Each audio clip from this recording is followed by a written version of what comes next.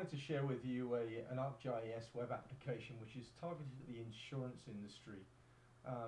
We found a particular challenge that the insurance companies are finding when it comes to hail.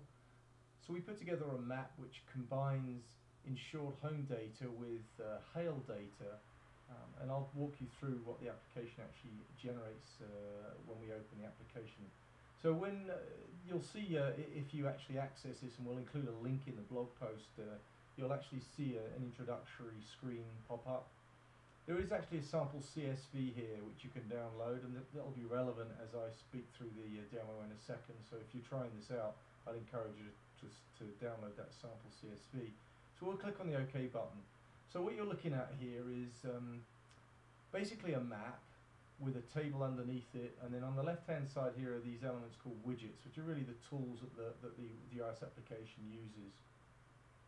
The data you'll see in the application is really threefold. We've got a base map, we've actually got a hail swath here, and this is for a storm that happened in early 2016 near Dallas. And the point data here is actually insured home data. So we actually already have loaded this data in the application, so this is just test data. Now you'll notice that some of these homes actually sit within this hail swath. The colouring in this hail swath is an indicator of hail size. The green is actually hail size, which is 1 inch, and as we go deeper in, the red obviously is indicative of larger hail size. In this case it's 3 inches. There's also 3+ inches in here as well. So you'll see that some of these homes actually sit within this zone. Some of them have been hit by large 3+ inch hail. So the question that insurance companies often ask is, can we associate our insured homes with a particular weather event, in this case a hail event, and can we find out what hail hit which homes? Now visually obviously you can. We can see that in this case this home is sitting within some larger hail areas, but this table underneath here is actually of individual homes. So all we've done is we've taken information about each of these homes and just listed them in a table. So we can click on one of these and you'll see that we've zoomed to this particular home, which is actually the one that sits, or one of those that sits in one of these larger hail areas.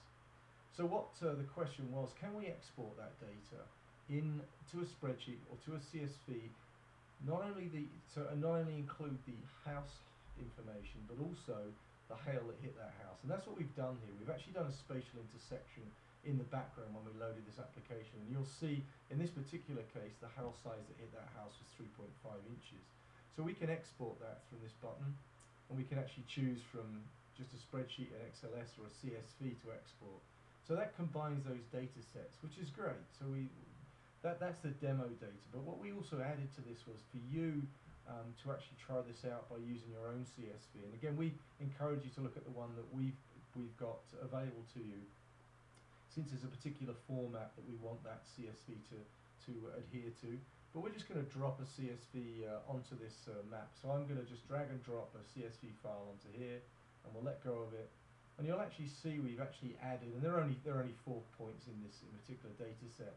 What we've done is we've added those points to the map, so you can click on there and you can actually see the information about that particular house. And we've also updated the table underneath here as well with those records. And again, you'll notice that we've got those hail sizes included there. So this data can all be exported, it can be put into a CSV and then processed as needed. So this is a very neat way to not only look at your data in relation to weather events, but also to export that data and take the weather data in combination with the household data and generate a CSV from that. Thanks very much for watching.